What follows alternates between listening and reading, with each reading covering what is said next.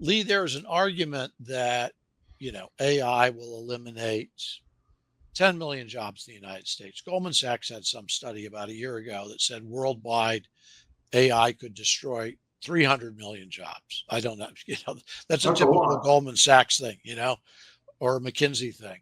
Oh yeah, we've Yeah, got it right. all figured out. 10 years from now, we know exactly what's going to go on.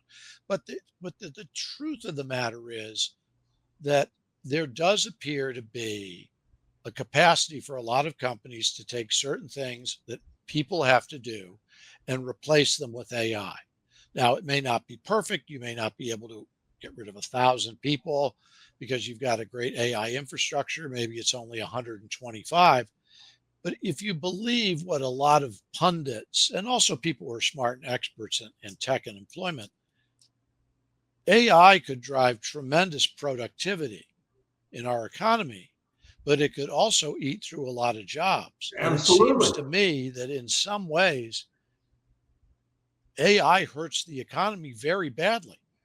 Well, and there's always new jobs created when a new technology came in. Like the old story about, well, when the car came in, it put the people that made horseless, horse carriages out of business. And well, yeah, but those guys all ended up working at Ford or whatever. So I'm sure there's a degree of that. But I had an interesting thing happen this weekend. My wife and I sold some chairs because we just didn't have room for them, and some nice folks came and got it. The guy was a project manager at a big Caterpillar facility here in Northeast Mississippi, and we talked about how Caterpillar's been on fire and this and that. I said, I hope you have a ton of it, and he was a super nice guy. And he said, and we talked about AI and all that. And he said, oh, there's AI factored in big cat machines that can be run, from a control room, by one dude. There's not guys out in the field doing, stuff like for whether it's farming or other stuff. They run it from a control room with like a video game controller. He said they had a lot of AI applications. I thought, wow, at Caterpillar, well, then it's going to be everywhere.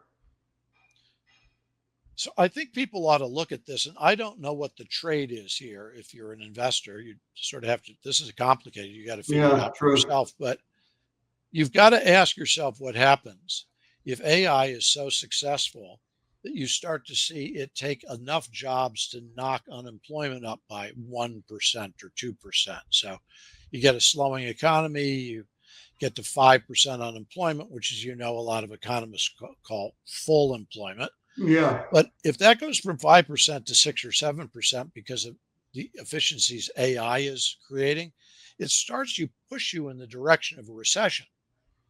Because you would think so.